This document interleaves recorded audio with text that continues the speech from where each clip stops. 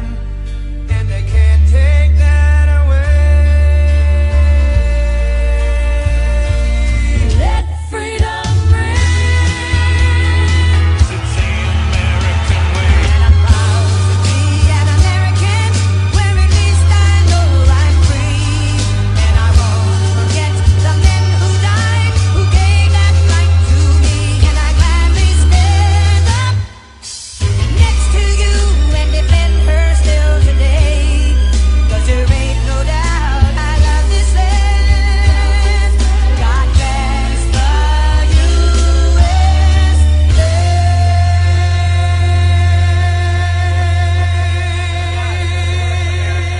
Everybody, I am the Talk Radio Protege, and this is the Protege program. How was your weekend? I know it's behind us and we've got a long week ahead of us, but it's going to be glorious. It's going to be grand. The power of positive thinking will get us through any obstacles that come our way. Something happened last week that I want to reach back and talk about. There was a survey that was published on the 27th that hasn't really been picked up by the media until MarketWatch.com picked up on how the charts appear to demonstrate who is the most and least trusted news sources in the U.S. On face value, it looks pretty bad for conservative and alternative media outlets, but dig into the study, dig into the full report of the survey, and you might get a little bit different of a picture. The article that this headline comes from was originally published at the Reynolds Journalism Institute website, a branch of the Missouri School of Journalism for the University of Missouri. From one of the opening paragraphs of this article, they state that as a part of the Trusting News project, 28 partner newsrooms asked their audiences to tell them about their views on the credibility of news. They published a questionnaire asking their readers, listeners, and viewers about their demographics and political leanings and how many news organizations they support financially. Now, remember that part about how the partner newsrooms disseminated this survey to their audiences, because it's going to become important very shortly. Now, with this study, there are a few things to cover, and I'm not really sure what is the best order to do that, but this is the order I'm going to do it in. If you want to skip ahead, or if you think this order needs to be a little bit different, you can use the timestamps that will be in the description to make your way through this video as you see fit. It's also important that you know I decided there were a few things that were made available as a part of this study that I'm not really interested in for this analysis, so we will be skipping over those items as we move along. So let's get into the questionnaire. And we'll begin, of course, with question number 1. How likely are you to believe what you read, see, or hear from mainstream journalism organizations, however you define mainstream? Now, here we have a problem. First of all, mainstream journalism is not defined by the questionnaire. Second of all, and more importantly, the definition of mainstream is left up to the responder. This indicates that the responses to this question could potentially be responses to multiple different versions of the question. How does the Institute know that when I say I have a lot of trust in mainstream journalism, that my definition of mainstream matches someone else's definition of mainstream when they indicate that they are very likely to believe what they consume from mainstream organizations? The phrasing of this question means that we cannot definitively rule out bad interpretations of what mainstream journalism is. We could have respondents that think of mainstream journalism as big television networks, or we could have responders that think of mainstream journalism as big newspapers. This interpretation of mainstream journalism could vary wildly among respondents. However, if we assume that everyone has the same understanding of mainstream, then we ought to see results like this one from a Gallup poll that was conducted last year, which indicated that about 32% of Americans trust the mainstream media. a poll conducted this year by the Marist polling group found similar results. So I believe that this 32, maybe 30, maybe 35% number is probably pretty accurate and pretty representative of Americans at large. The next question we are going to look at is actually question number 6, political leanings. Now, a good representation is given here. Good options, very conservative through very liberal. Now, if we are to believe organizations like Pew and Gallup, who performed polls in 2015 and 2017 respectively, Americans are about 36% conservative and about 24-25% liberal, and then by elimination 33% or so moderate. If the survey that Mayer is conducting is representative of Americans at large, we ought to see numbers like this in the political ideology results. Next, let's look at questions 3 and 4, which say, name 3 sources of news you typically trust or do not trust, respectively. And unfortunately, I can't get both questions on the page. So you'll just have to remember that they're both there. So just based on the fact that we're only given the opportunity to list 3 of each news source, we can predict that we're probably going to be getting a broad, shallow understanding of how the respondents to this survey feel about news sources. There is also the point to make that we have 3 different terms used for media organizations. There was journalism organization given in question 1. In question 2, which we skipped earlier, we see that the phrase news organizations is used. And then in questions 3 and 4, we see that sources of news is used to describe a media organization. This is important to point out because the way I understand this survey, those 3 phrases are meant to be used interchangeably. This is not the only interpretation of these 3 phrases. In fact, according to Google's dictionary, a journalist is someone who prepares news to be broadcast, whereas, according to vocabulary.com, a news organization collects and disseminates news. And according to the Wikipedia sources under the category journalism entry, a news source is a person, publication, or record from which a journalist gets information. So, like I said, 3 very different types of organizations that it could be interpreted these questions are asking about. Now, the questions that I skipped on, question number 2, how many news organizations do you support? Question 5, how do you decide which sources are credible? Question number 8, age. Question number 9, gender. Question number 10, race. Those questions, according to the results report, are meant to be used to try and predict what types of organizations different types of people will support or find trustworthy. That's not really what I'm interested in this analysis. I'm really interested in the results that we'll be getting to in just a moment, the conclusions that this study draws. So with the questionnaire completed, let's get to the presented results.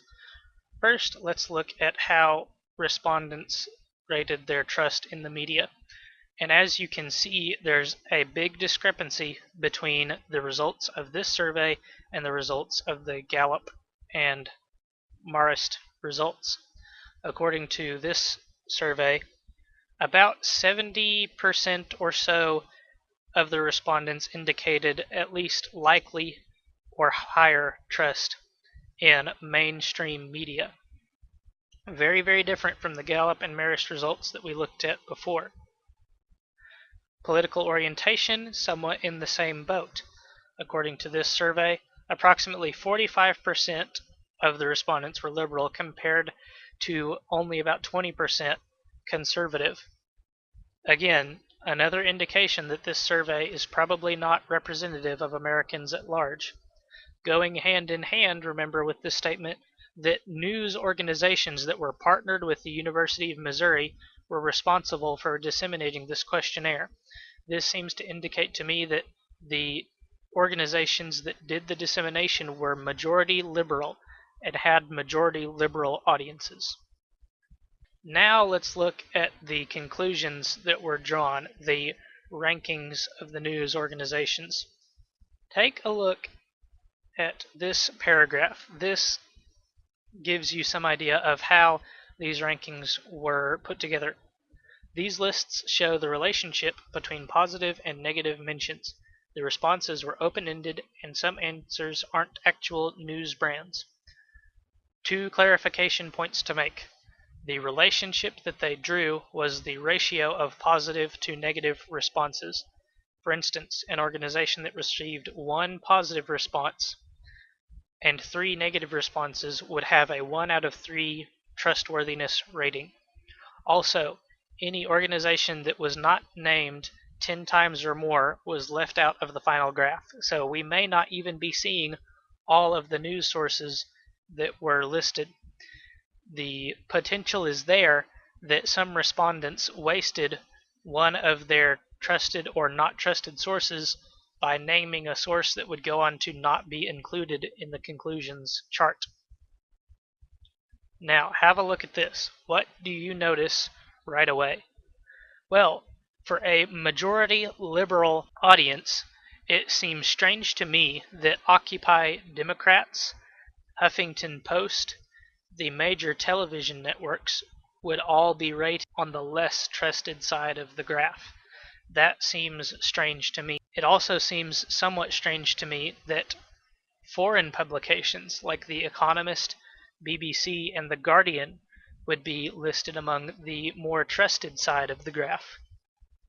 It's also a little interesting to me that publicly funded organizations like NPR and PBS made the more trusted side of the graph.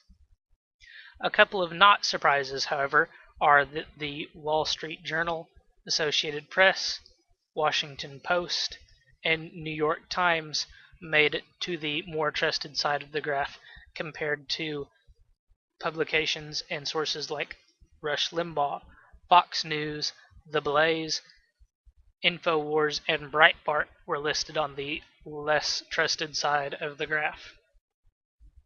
When I first saw this, it was hard for me to understand, but there's another graph that helps with that a little bit. This graph is the frequency and political ideology of trusted sources, and as you can see, New York Times, Washington Post, NPR, and Fox are the most frequently named sources. It looks to me like these 4 sources have clearly the largest green dots, so they were named the most frequent. Along those lines, look at where the New York Times ranked. That could be the most named source of all of them. NPR might compete with it a little bit, but for being the most named source on the trusted side, it doesn't score that high on the rankings.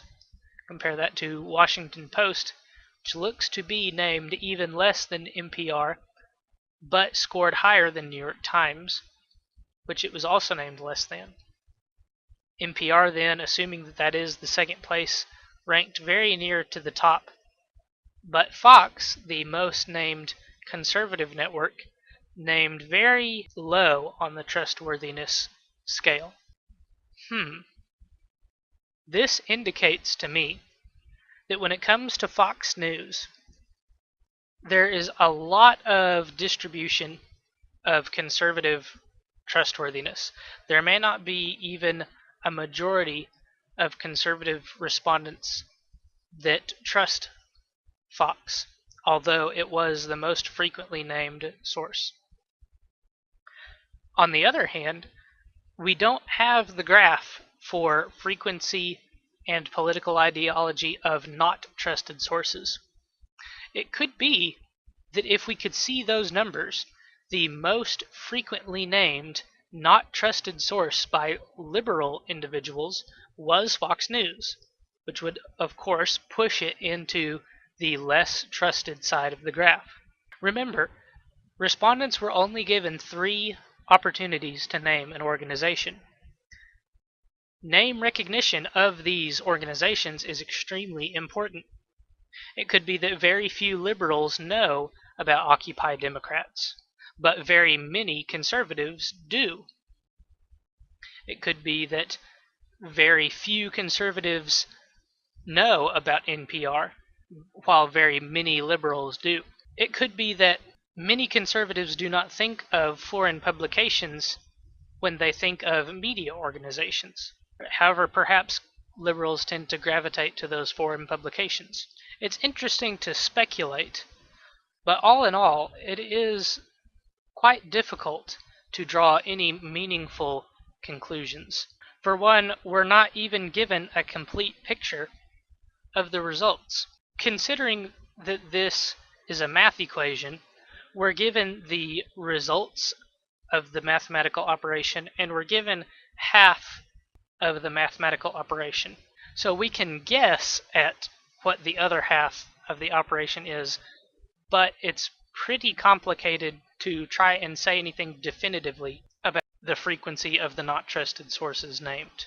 My opinion is that it's a poorly put together survey. I believe that it is very difficult, perhaps even impossible, to know exactly why the sources that made the chart got the ratings that they did, because they used the ratio approach to points without providing all of the numbers that went into the calculation. Remember, the frequency chart that was showed earlier, we can definitely say these are the most well recognized news organizations according to political ideology. It's really difficult to draw other conclusions outside of that. It's not a very good measure of trust, I believe, especially considering that liberals were sampled well over conservatives. We might be able to say that liberals tend to think of a smaller number of organizations, both positively and negatively, therefore allowing the organizations that conservatives tend to cluster around as negative to be pressed down into that less trusted side of the graph. However, the conservative sample size is extremely small. This is probably why no conservative news organizations, except for maybe the Wall Street Journal, to be pushed up into that more trusted range. If I had written the survey, I would make a few changes. Assuming that I was still interested in trying to predict Americans' trust in certain networks, I would ask for all demographic responses at the beginning of the survey. Then I would have named several big news sources and given the respondent a chance to answer trusted or not trusted. I probably would have named a dozen, I think maximum 20 organizations, to try and get a deep understanding of as many organizations as is practical to ask for in a questionnaire like this. I think it would have also been a good idea to ask for 3 additional sources that are trusted and not trusted by each respondent. This would have given us 2 different fields of understanding, a narrow but deep understanding of some of the bigger organizations and a broad but shallow understanding of some of the lesser known organizations. And I believe this would have been a much more complete picture of how Americans trust which sources. So that's going to wrap it up for this one. I'm sure I've gone quite long enough as it is, but I hope you enjoyed it, especially considering this was a pretty substantial departure from the formula that I was employing last week. I hope that you decide to subscribe and sign up for notifications so that you don't miss a single video. And if you'd like to give additional support, you can donate through PayPal or make a pledge through Patreon. Don't forget to check out my other social media contacts. I'm beginning to branch out into Twitter and Minds.com. And as always, good night, and God bless.